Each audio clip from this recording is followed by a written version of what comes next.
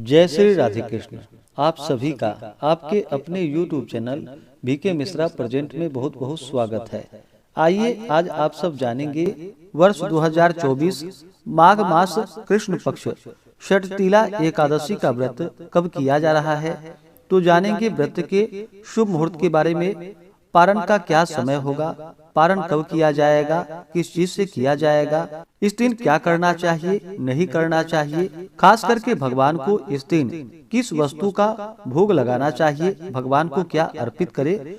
तो आइए जानते हैं इन सबों के बारे में। इसी प्रकार से ज्ञानवर्धक जानकारियाँ प्राप्त करते रहने के लिए, व्रत पूजा के बारे में जानने के लिए, कथा को सुनने के लिए चैनल पे अगर आप पहली बार आए हैं तो चैनल को लाल बटन दबा करके सब्सक्राइब करें, साथ में बेल आइकन घंटी को दबाएं ताकि आने वाली वीडियो का नोटिफिकेशन आपको समय से मिलता रहे। वीडियो को लाइक करें, कमेंट में भगवान विष्णु की जय जरूर लिखें। आप सभी भक्तों को षटतिला एकादशी व्रत की ढेर सारी शुभकामनाएं। आप सभी के जीवन में लक्ष्मी नारायण की कृपा से आप सभी को सभी प्रकार के सुख और समृद्धि की प्राप्ति हो। लक्ष्मी नारायण आप सभी के इच्छाओं को पूर्ण करे। माघ मास के कृष्ण पक्ष में पड़ने वाली एकादशी को इसे षटतिला एकादशी के नाम से जाना जाता है। इस दिन जो कि भगवान विष्णु, माता लक्ष्मी और भगवान विष्णु के श्री कृष्ण स्वरूप का पूजन किया जाता है।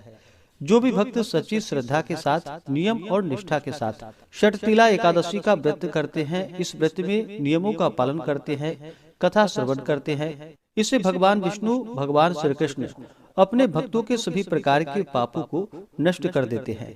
यह व्रत जो कि अनजाने में किए गए पापों को नष्ट करने वाला है तथा जानबूझकर भी किया गया पाप इस व्रत के प्रभाव से नष्ट हो जाते हैं। यह ब्रह्म हत्या आदि पापों से मुक्त करता है तथा इस व्रत को धारण करने वाले के जन्म जन्मांतरों के पाप नष्ट हो जाते हैं।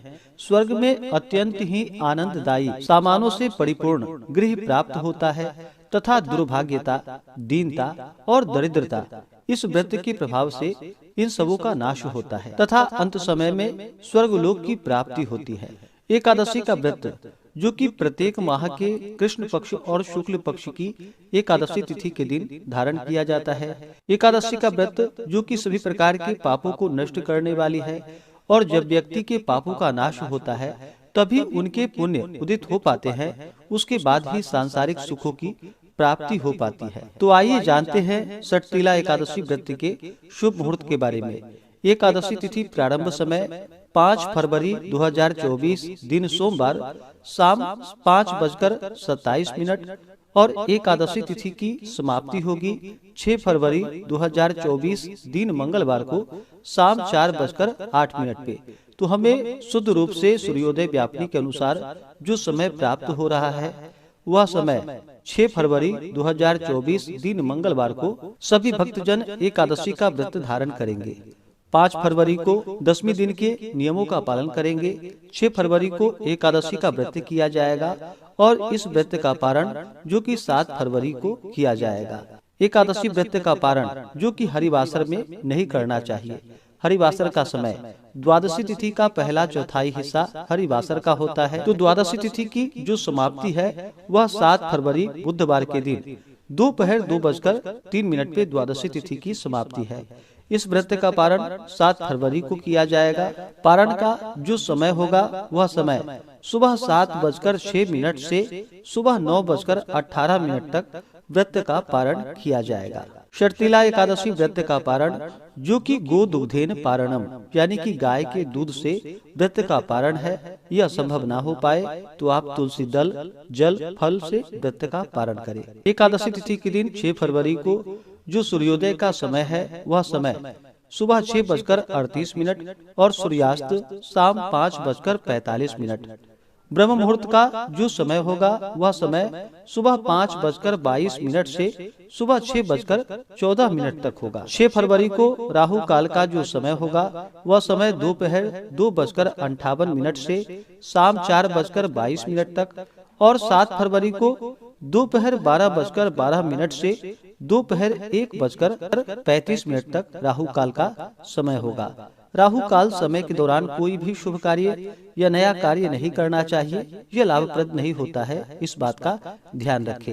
नक्षत्र जो कि ज्येष्ठा नक्षत्र सुबह 7:35 तक होगा, उसके बाद मूल नक्षत्र। योग जो कि व्याघात योग सुबह 8:50 तक होगा, उसके बाद हर्षण योग। शर्तिला एकादशी का जो भी व्रत धारण करने वाले हैं, शर्तिला एकादशी व्रत में जो कि खास करके 6 नियमों का पालन करना चाहिए। इस व्रत में जो कि 6 प्रकार के तिल के कार्य बतलाए गए हैं। शर्तिला एकादशी के व्रत में जो कि तिल स्नान, तिलों से उपटन, तिल का हवन, तिलोदक पान यानी कि जल में तिल डाल करके उसे ग्रहण करना चाहिए, और तिलों का आहार तथा तिल दान का जो कि बड़ा ही विशेष महत्व माना गया है। इस दिन भगवान विष्णु का जो कि पूरे विधि विधान के साथ गंध पुष्प धूप दीप आदि से पूजा करनी चाहिए। इस दिन खास करके भगवान विष्णु भगवान श्री कृष्ण को जो कि पेठा, नारियल, सीताफल, सुपारी आदि अवश्य ही अर्पित करनी चाहिए, और विशेष प्रकार से गुड़ तथा तिल मिश्रित मिष्ठान जो कि भगवान श्री कृष्ण भगवान विष्णु को अर्पित करनी चाहिए, और उसे प्रसाद के रूप में ग्रहण भी करना चाहिए। इससे अनंत फलों की प्राप्ति होती है। जब भी भगवान विष्णु का पूजन करते हैं, भगवान श्री कृष्ण का पूजन करते हैं, तो उन्हें तुलसी दल अवश्य ही अर्पित करनी चाहिए, और जब भी भगवान को भोग भी लगाते हैं तो तुलसी दल डाल करके भगवान को भोग लगाना चाहिए। जो भी भक्तजन व्रत को धारण करने वाले हैं, उन्हें माघ के महीने में जो कि माघ मास जब से शुरू होता है, उस दिन से ही विशेष पुण्य फलों की प्राप्ति के लिए जो कि प्रत्येक दिन सुबह शुद्ध होकर के स्नान करना चाहिए।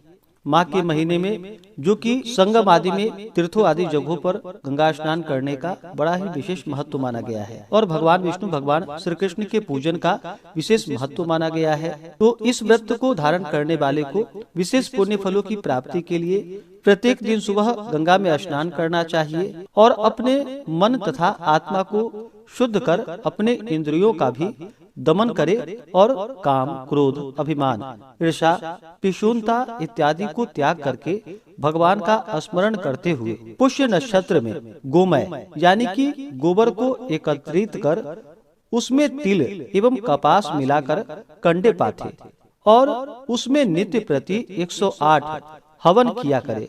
इस प्रकार जब माघ मास कृष्ण पक्ष का 10वीं का दिन आवे, पूर्वाषाढ़ा नक्षत्र हो अथवा मूल नक्षत्र हो, तो उसमें नियम पूर्वक मन को शुद्ध कर भगवान का पूजन कर एकादशी का व्रत करते हुए सुबह शाम भगवान का पूजन करना चाहिए, कथा श्रवण करनी चाहिए।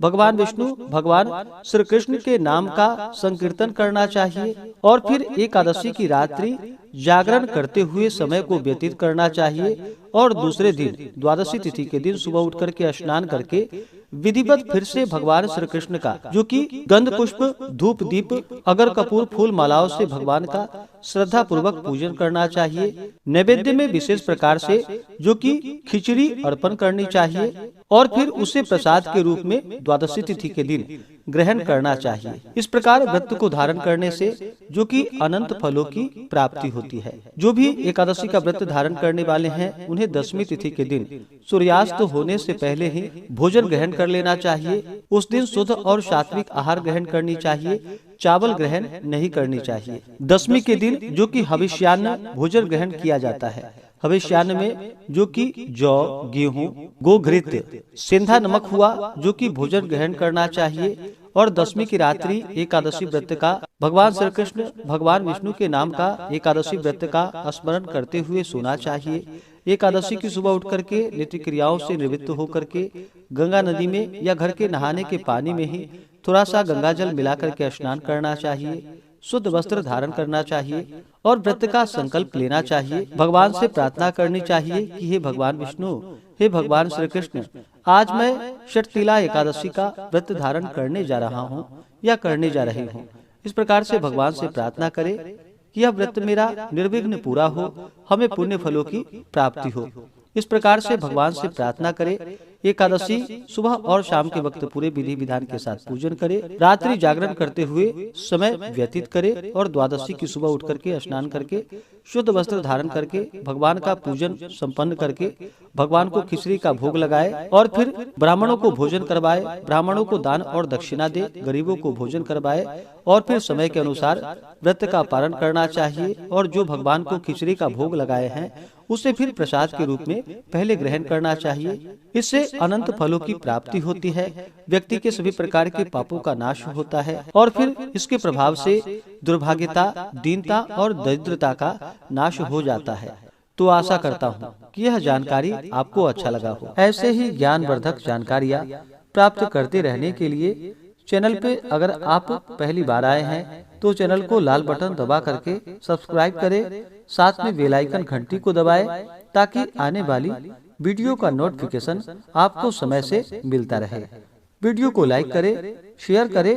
सुखी रहें और स्वस्थ रहें। जय श्री राधे कृष्ण। धन्यवाद।